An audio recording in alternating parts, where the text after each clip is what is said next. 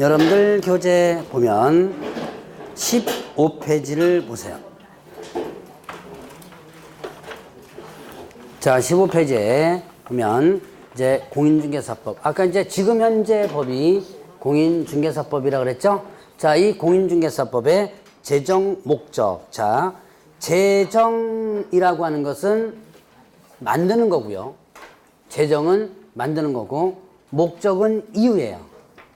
그러니까 공인중개사법을 왜 만들었냐? 이유를, 자, 법에 보면 어느 법이든지 항상 맨 앞에 제1조에는요, 이 법을 왜 만들었다라고 하는 이유를 설명하고 있습니다. 어떤 법인지 다 거의 다 보면 1조에 있어요. 그래서 이 법도 이 법을 왜 만들었냐라고 하는 이유를 1조에 목적에 설명하고 있는데, 이게 한다는 시험 문제 상당히 잘 나왔던 부분이에요. 이제 20회까지 나오고 그뒤부터는 조금 사라진 부분이지만 언제든지 난이도가 높은 문제가 나올 때 다시 문제가 나올 수 있는 부분입니다. 자, 이제 요거는 여러분들이 반드시 머릿속에다가 기억을 해놔야 되는 부분인데요. 제가 이제 자꾸 강조하는 부분, 반드시 머릿속에 기억해내야 된다라고 하면 당장 오늘 다 기억해야 되는 건 줄 아는데 언제까지 기억하면 되는 거야? 그럼 여러분들 잘 알고 계시는구나. 저만 그냥 높아지면 그러냐. 자, 요거는 반드시 기억해야 된다는 그러면 시험 볼 때까지만 기억하면 돼요. 자, 그러면 여기서 제정 목적을 보죠. 자, 목적에 보면 2번에 보면 목적 나오죠? 만든 이유. 자, 이 법은 공인중개사의 업무 등에 관한 사항을 정하여 그 다음에 또 전문성을 제고하고 그 다음에 부동산 중개업을 건전하게 육성하여 그 다음에 또 국민경제 이바지함을 목적으로 한다 그랬죠. 자, 그러면 세부적으로 이렇게 토막을 잘라버리면 몇 가지가 나오는 거예요?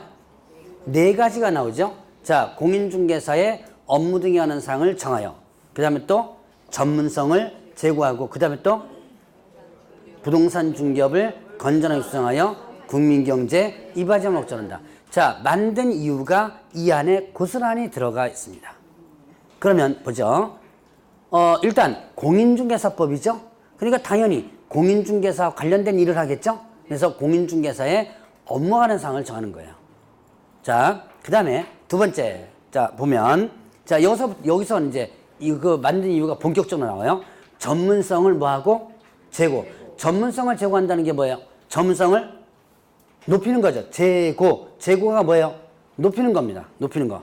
전문성을 높인다. 자, 그러면 이거를 예전 거를 보면 돼요. 예전에 아까 런닝구 입고 슬리퍼 신고 하는 얘기를 했습니다. 그때 전문성이 있었어 없었어요? 없었죠. 그냥 아무나 나 그냥 부동산 한번 해볼까 아무나 다 할 수 있었던 그런 시절이 있었습니다. 전문성이 거의 없었다는 얘기예요. 그래서 이걸 뭘 높여보자? 전문성을 높여보자라고 해서 전문성이 없는 것을 그래서 전문성을 뭐 한다? 제고. 높이기 위해서 이 법을 만든 거예요. 그 다음에 또 세 번째도 그 만든 목적이 나옵니다. 뭐랬죠? 부동산 중개업을 건전하게 육성한다 그랬죠. 자, 그럼 이걸 거꾸로 뒤집어 보면 여러분들 이해하시겠죠? 부동산 중개업이 건전했다, 건전하지 못했다? 건전하지 못했다. 아까 뭐 조폭 얘기도 했었죠? 예. 부동산 쪽에는 옛날에는 조폭들이 거의 다 들어왔었어요. 뭐 이제 나중에 이제 경매 부분도 옛날에는 조폭들이 거의 있었습니다. 이제 일반인들이 이제 들어온 것은 90년대 초반부터 일반인 들어오기 시작했고요. 그 이전에는 거의 다 조폭들이 었어요. 그 정도로 이 부동산 쪽이 상당히 좀 그랬었어요. 어쨌든 이런 건전하지 못한 것들을 어떻게 하겠다? 건전하게 만들겠다. 자, 그러다 보니까 어떻게 돼요? 국민경제 한가닥한다, 이바지한다는 얘기죠. 그 역할을 하게 되는 거죠. 자, 이거는 문구 변화가 상당히 심한 것 중에 하나입니다. 그런데 여러분들이 지금은 굳이 거기까지 기억할 필요 없고 지금 어떻게 한다? 이거를 이런 이유 때문에 이 법을 만들었구나 라는 것만 일단 이해를 하시고 넘어가시면 돼요. 자, 이제 3, 4월 달에는 이 문구 변화가 어떻게 일어나고 있는가를 한번 연습을 아마 하게 될 겁니다. 자, 그러면 이제 자, 16페이지를 보기 전에 이제 뭐를 보냐면 여러분들 교재는 일단 없는 내용인데요.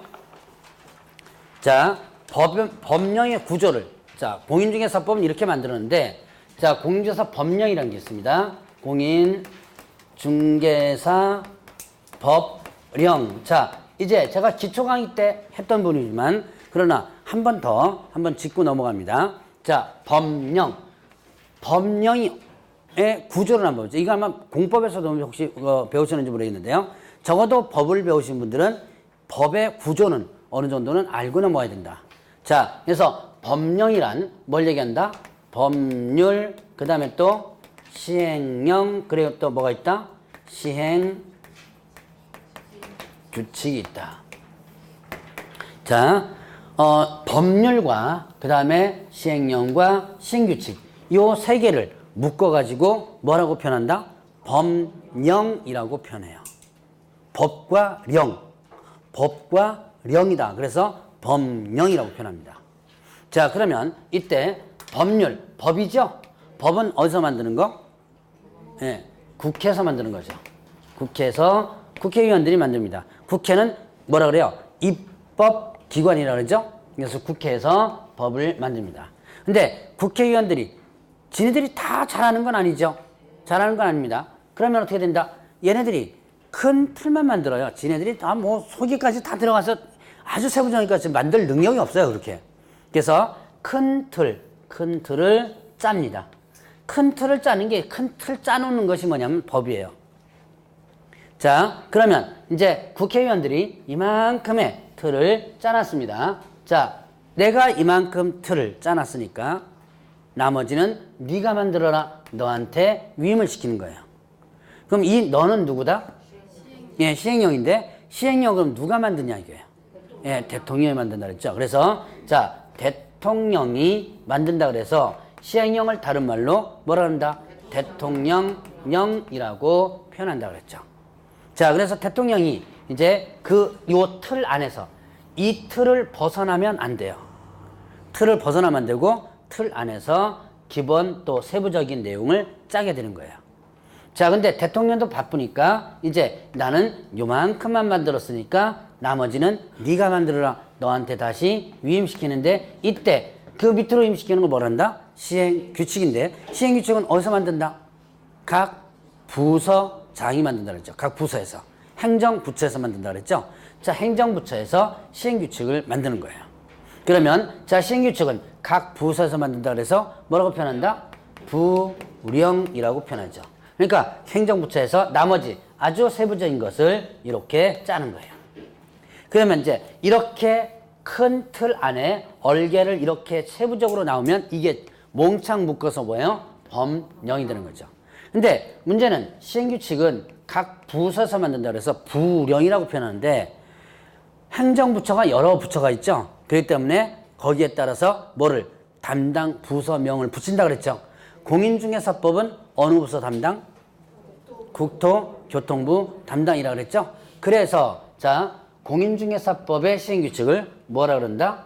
국토교통부령. 자, 그래서 이거를 국토교통부령이라고 표현한다 그랬죠. 자, 그래서 이렇게 자, 시행령을 다른 말로 뭐라 그러고? 대통령령, 시행규칙을 다른 말로 뭐라 그런다? 국토교통부령이라고 표현을 하는데 자, 여기에서 시험 문제에 뭐 시행령은 대통령이다 이렇게 문제는 안 나온다 그랬어요. 그런데 시험 문제에 나오는 것은 이렇게 나옵니다. 뭐는 대통령령으로 정한다. 이렇게 대통령이 위임시키거든요. 법률에서는 뭐 이러한 상황에 대해서는 대통령령으로 정한다. 이렇게 대통령 위임시키는데 요 문구를 국토교통부령으로 정한다. 이렇게 문장을 바꿔서 나와요. 실제로 중개사법에서 이렇게 문제가 바뀌어서 나옵니다. 그래서 이렇게 대통령령으로 정한다, 국토교통으로 정한다를 나중에 구분할 기회가 아마 올 겁니다. 그래서 어떠한 사항은 대통령으로 정하는 게 많고 어떠한 사항은 국토교통으로 정하는 게 많다. 이런 것들을 한번 구분할 때가 아마 올 거예요. 자, 그러면 이제 이렇게 법령의 구조를 한번 설명드렸는데 그럼 이렇게 법령은 어떻게 돼요? 전국적으로 시행하는 거라 그랬죠? 근데 전국적으로 동일하게 시행하다 보면 자, 예를 들어서 서울에서 시행하는 거와 똑같은 사항을 저쪽 강원도 깡촌에 시행하는 거랑 어떻게 한다? 똑같은 사항을 시행하다 보면 문제가 발생될 수 있어요.